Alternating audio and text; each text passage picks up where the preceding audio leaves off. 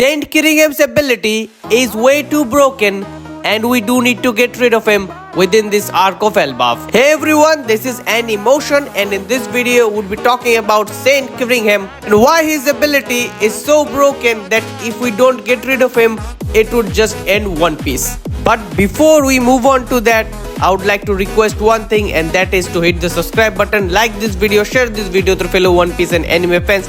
And with the self-promotion out of the way, let's get back into the main video. Saint Killingham was one of those characters. When he was introduced, he was pretty hyped up because he had a mythical Zoan devil fruit. But as soon as he got into any kind of fight, he was really not that impressive.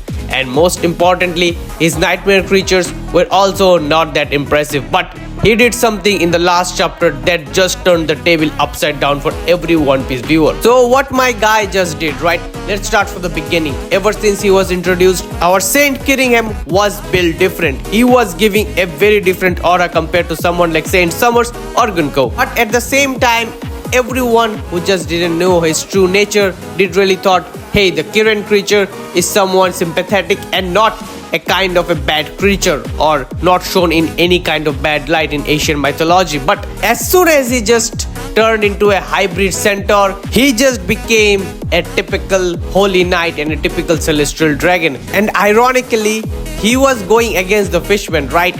And my guy do resemble shark-like tooth, so he should just go and check his own family tree to see that if anyone of his family tree belongs to any kind of fishman race or not. But that's not the point. The point is his power, his dream manifestation power, and we all just underestimated him by a huge amount. See, this is where the problem lies. When he was first introduced, his nightmare creatures were manifested by the dreams of the kids, and they were not that strong. Let's just say that they were just, very menacing, but they did not give any kind of strong ability when they fought. The people who actually had real fighting experience, they were pretty effective against normal villagers, the children, but against people who are actually strong, they were kind of useless. And you see, everyone drew the line there. They thought that this is the extent of Killingham's power.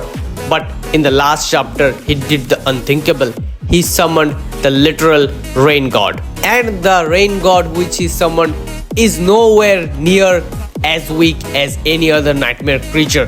The rain god Zaza is actually looking pretty strong. Now let's just compare it for a bit against the fake sun god and the fake Loki. They both just got destroyed even before they had a chance to show what a fake look-alike or fake hybrid creature can do. But Zaza is different. And again, in my last video, I do clarified that this is not the real rain god.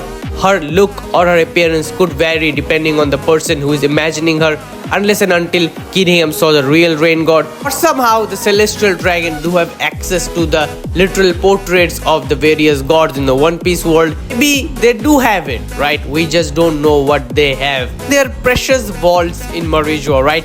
Maybe they do just worship some other god in Marijua.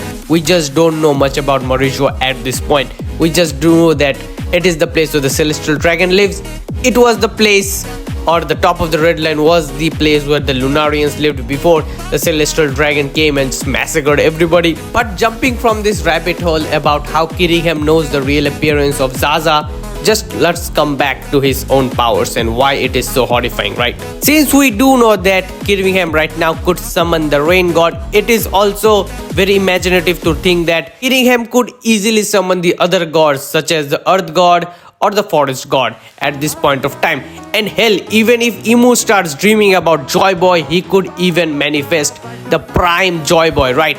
Emu knows how strong Joy Boy was. So if Emu thinks about it, he could even bring out the prime Joy Boy at this point, and we might just see a fight between the prime version of Joy Boy, who was potentially unlocked every single power that Nika could offer, and the current version of Nika, that is Luffy. And we might just also see what are the more improvements that Luffy could make during his tenure as the current sun god of the One Piece world. Now, if you guys just think that, oh, this is the only thing Killingham could do, he could manifest the perfect version of, let's just say, Zaza and maybe even Joy Boy, right? Okay, that's fine. The nightmare creatures are still not the real deal, right? They still could lose to someone like Loki, there is Luffy, and on paper, Luffy could easily defeat anyone, right? He has the power of imagination, and on paper again, he could just imagine everything just reversing back, or he could even reverse back time. But on real world applications of his power, Oda tends to keep it very simple, and he just don't have the spatial or reality warping imaginative power, right? Maybe he would have this in the final arc, but not right now. So let's just say on paper Luffy could do a lot of things, and on paper as well Killingham is also way too broken, but Killingham is getting a lot of leeway in bringing out a lot of his on paper abilities on the manga, and that is pretty horrifying because Oda just do not give that much horrifying ability to anyone and let them use it freely, right? We have seen a lot of people that on paper has a lot of different abilities that they could do, but Oda tends to keep it real world based and do not make them way too broken so that they just do not break One Piece and create problem for the writer. So that is the reason why our boy Killingham has one drawback, and that is he doesn't have 100% control over the nightmare creatures after a time or after a certain amount of time is passed. Now let me just tell you a very interesting fact, and that is, imagine that it is the final war going on, everyone is fighting everyone, and out of everything Killingham suddenly manifests every god, right? He's manifesting everyone's dream to reality. He's manifesting the dreams of the holy knights, how they portray the god, and obviously their portrayal of the gods are going to be way better than any kid on Elbaf, and they are going to be potentially as strong as Zaza we are seeing currently on chapter 1182. And here lies the problem. We would need so many allies, and every ally has to be so strong that they could fight literal god level creature.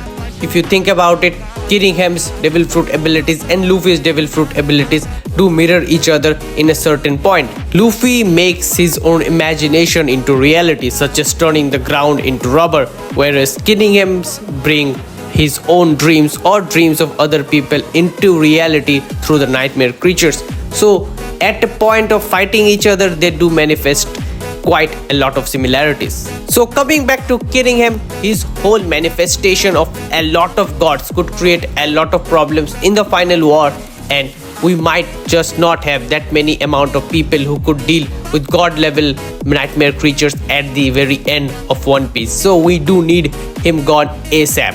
We do need Sanji to just unlock Conqueror Saki and kill murder Killingham in this very arc of Elbaf. But again, Sanji is a kind of person who, even if he unlocks Conqueror Saki, is not going to murder someone so easily. So I think that it would be a really big problem if he just doesn't do this. And maybe this would be the first time Sanji just goes full bloodlust and just kills Killingham, because I think that Oda is going to kill off someone whose potential strength would be as much limitless as Luffy's. So it is good for someone like Killingham to go to bed, go to rest in this arc of Elbaf. And this would bring us to the end of today's theory video. I hope you guys like this video, and if you guys watched till the end, be sure to like this video, share this video with your fellow One Piece and anime fans, subscribe to our channel Any Emotion, and if you guys have any kind of theory videos or any kind of video suggestion, be sure to write that down on the comment section down below. And with that out of the way, I am out. Peace.